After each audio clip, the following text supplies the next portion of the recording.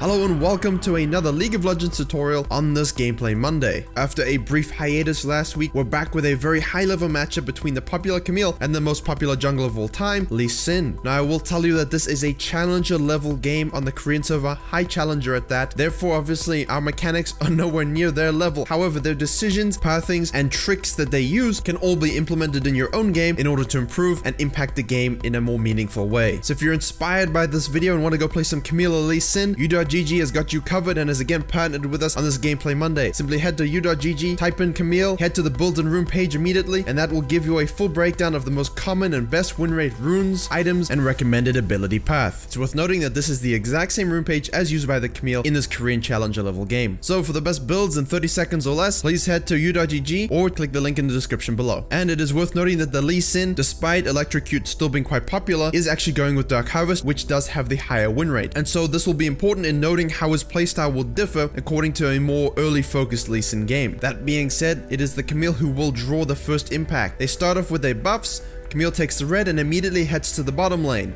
Sion has actually been waiting there for the cheese, and Alistar hits a wonderful pulverize, which in turn forces the Sion to flash in order to kill him. However, Camille's stun, the ignite, and the Sion flash is enough to get that first blood for her team. You'll notice the Lee Sin just went from his blue to his grump. There's no need to rotate down. Sometimes if you see bot lanes dueling, especially early, it's important to rotate. Maybe you can pick up that first blood, but in this case, it would be a 4v3. You'd be way too late to the party, and Alistar did manage to burn the Sion's flash regardless. So Lee Sin is taking a much different approach to the Camille. Camille is quite common at this point. You know they want to take the scuttle, and they want to gank level 2, or even just go straight from red to gank, which is what she did. Lee Sins have been known to do this as well. However, in this case, because he has Harvest, he's looking to stack that a little bit more and rather play around the lanes in a more supportive manner. And while Lee Sin has then gone to his wolves and his raptors and used the smite there, Camille has taken the scuttle crab but is now patiently waiting in the mid lane. Notice how she uses her hook shot in a delayed way. You don't just go in automatically like a slingshot. She can delay that impact on the second cast time to secure that CC and also to avoid any Aurelia CC of her own. This easy burns the Aurelia's flash, and now she can simply move on up to the top river knowing she has mid lane priority with the Echo,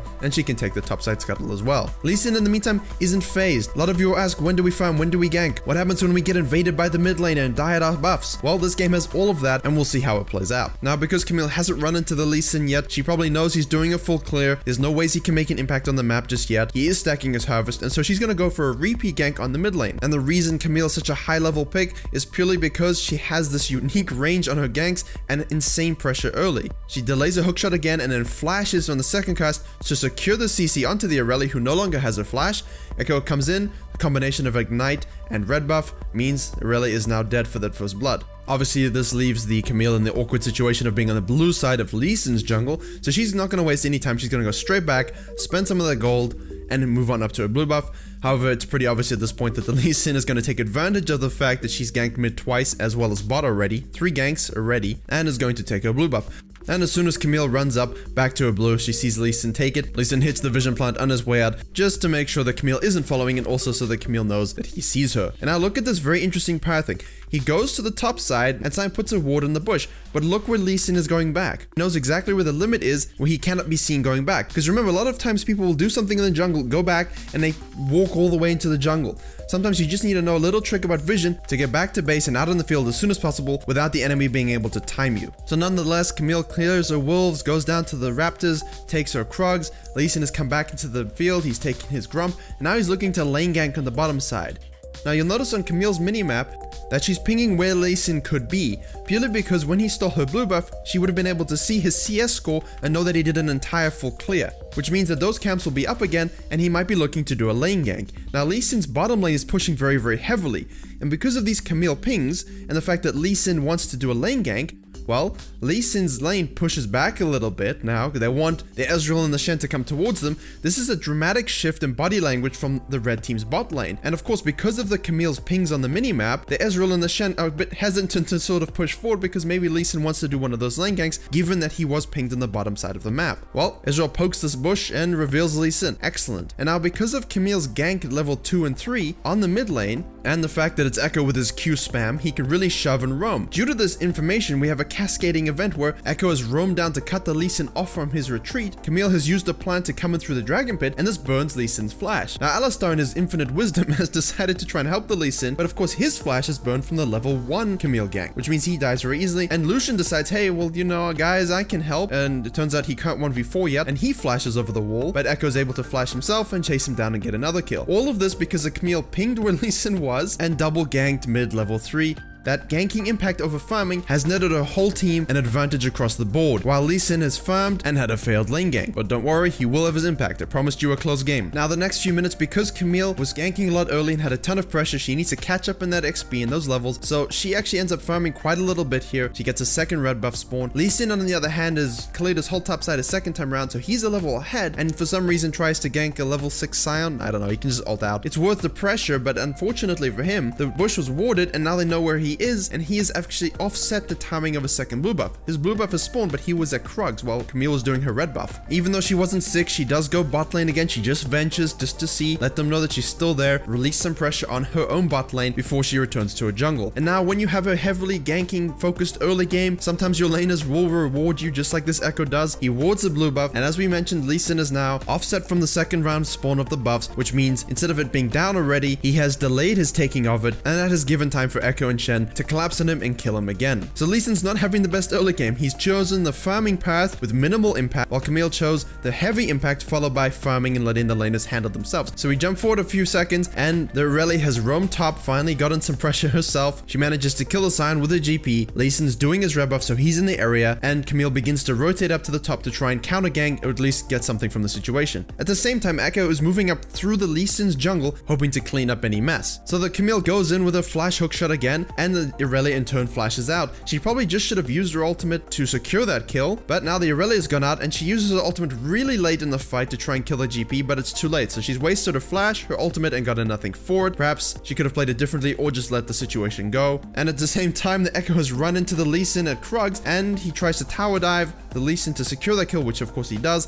but Irelia has hung around and kills the Echo. So both our junglers are dead from a little bit of a greed or misplay. Lee Sin has immediately gone to the top side again after respawning and clearing his Krugs, while Camille has given off the blue buff and is now moving to the red side of her jungle. Lee Sin does a nice lane gank, and they're able to kill the Scion. All the while, Camille has taken her bottom side jungle and now wants to do a lane gank of her own on the other side of the map, knowing that Lee Sin will have to, of course, go back and run all the way down in order to counter gank. As the two bottom lanes begin dueling over the tri-bush ward coverage, Camille's in a prime position to help rotate and is a bit unlucky to not kill the Alistar, but does ult and secure the kill on the Lucian, with the Triumph rune kicking in there to keep her a little bit healthy at the end. Lee Sin has rotated now very quickly over and tries to counter gank and is able to actually help kill the Irelia before the Shen ultimate goes through, but in turn he was chain CC'd by the Shen and the Camille, so dies in the process. And hopefully you notice that Irelia had rotated down already and does try and clean up, and basically both junglers are dead, and it's a very messy fight where neither of them will have an impact anymore. But nonetheless, after respawning, Camille's able to go straight down to her red buff. Lee Sin goes to his wolves. Now you'll notice Lee Sin has chosen to give up his blue buff on that spawn because he knows, given that it's a global map timer, that the enemy will have priority and probably rotate over to try and take it. So he'd rather go take his raptors than have their presence on the top side of the map, given that if there's any sort of, you know,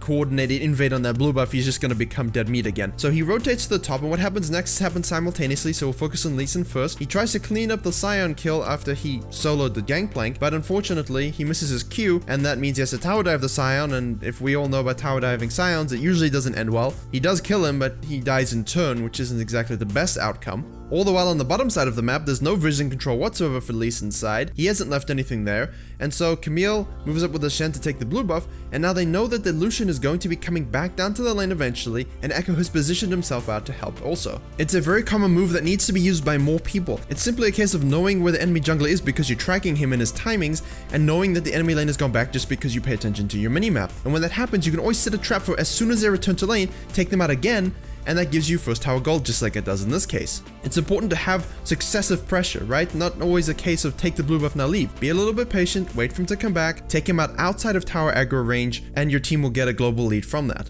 And once Lee Sin has respawned, he heads straight to his red buff, all the while Camille actually has just cleared her raptors, moved up and taken her wolves, and sees the gangplank on a ward go for that rift scuttler in the top side. Shen is roaming because they've taken the bottom tower now, so he's next to her, and she just goes all in on the gangplank. Lee Sin attempts to counter gank and help the GP, but it's too late, and he simply uses his ultimate for disengage and then heads over to his Krugs. But it's worth noting that Camille's team saw him go to his Krug, so now they move into the red side jungle to get some wards down, and Lee Sin is greedily trying to stack his harvest still and taking those Krugs right underneath their noses. But it's just greedy and risky. You know the enemy saw you head that direction, and the only way you went over there is because of the Q you hit on the Krug, so they know it's also spawned. Naturally, Shen and Camille go over and kill Lee Sin as well, and the game is starting to get a little bit of way of him and his team. So when does the Lee Sin have an impact? Well, let's fast forward just a minute or two to that exact situation. You've been farming, you've got decent stacks on your harvest, you have items, you're not useless, you haven't had the early game ganking impact that Camille has had, and your team overall is in general behind, and you've also lost that first tower gold. So both teams have gotten control of the map, and now they're all grouped in that mid lane. Now let's look at what happens from the Lee Sin's perspective. Echo dives and kills the Lucian,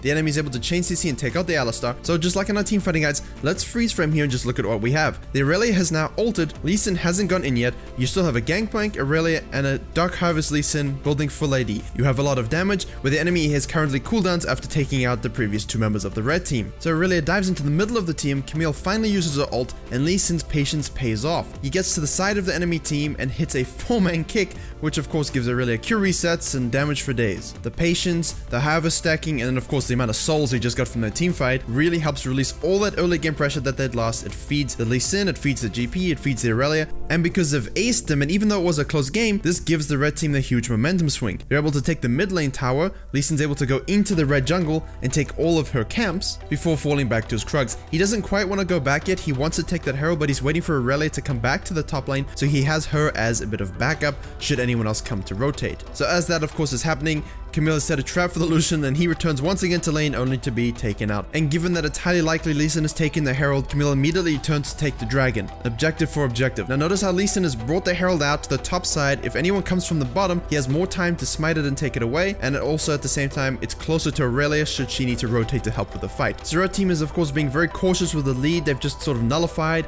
and taken themselves. They don't want to become overzealous and then lose what they just gained. Naturally, as Camille and her team, you have the Shen ultimate, which is global, and now you want to look for any way to get a numbers advantage so you can perhaps get some of that momentum back. In this case, it's Gangplank pushing without any real vision, and of course Shen ults the Scion, and with the three of them, Gangplank can go nowhere, and even though Lee Sin is in the area, there's no point helping out again, he would just die. So sometimes you may want to help your teammate, but you need to resist the urge to do so. Don't become over aggressive by being defensive, if that makes sense. So after the typical solo queue events where your team split pushes and the Camille's team collapses and kills you, and you keep waiting to group and sort of take an objective or do anything, and the teams go back and forth with their farming and vision control, let's jump forward to the event that sort of seals the game and will determine the winner. There is a contested fight over the Baron side Scuttle Crab, which Lee Sin manages to win, and along with GP's ult, they're able to chunk the enemy Ezreal down just a little bit, which is enough to sort of push them back into their own side of the jungle, and this is where the Echoes roam, and one ward can determine a game. Echo begins to roam to the bottom side to try help the Scion versus the Gangplank, and immediately because they have the numbers on the top side, Lee Sin's team turns to the Baron. The blue team recognizes this is probably what's going to happen, and Alistar does an excellent job of zoning the three blue team members away from the pit before knocking in the Camille as he dies, which gives window for the Lee Sin to ward hop, ult, and kill her, which means the enemy smite is now down and they can focus on taking out the Baron. You don't always want to leave it to 50-50, you want to turn, take out the enemy smite if you can, and don't let enemy damage spells perhaps out smite the jungler. So in this case, to make sure to kill the Shen, Lee Sin moves around the pit very nicely, he smites it away, flashes out of the pit, and now Aurelia, Lucian, and Lee Sin, as well as Gangplank, can help clean up the rest of them and walk away with a fresh Baron buff. And after a little bit of waffling and an almost big throw, Lee Sin's team is able to win a handy team fight, grab another Baron, and they close out the game. So you can see the approach of these two junglers, both highly skill capped in a very close game with different approaches in the early game. Camille going for the ganks and the pressure, Lee Sin going for farming and counter ganks, but all it came down to is one big team fight and one clutch ultimate by Lee Sin, and Aurelia of course, that gives them that small advantage, the tower lead, as well as vision control that eventually nets them a Baron. So even if you have a lot of pressure in the early game and you're farming well and you're collapsing and cheesing on the bot lane, you still need to know how to win a fight in the mid lane in order to actually carry through that victory. Even though Lee Sin got invaded, he didn't have mid priority, he was able to farm efficiently, stagger his harvest, and still get his damage off at the most crucial moments. So thank you very much for watching. Hopefully you're able to learn some things about early game pathing as well as any sort of advanced micro mechanics from these high skill cap champs. Remember to head to u.gg to check out the rune builds if you want to go try them out in a game. Please do normals first before ranked. Please like, comment, and share if you enjoyed. Please subscribe for more jungle videos coming soon. And as always, I will see you all in the next tutorial.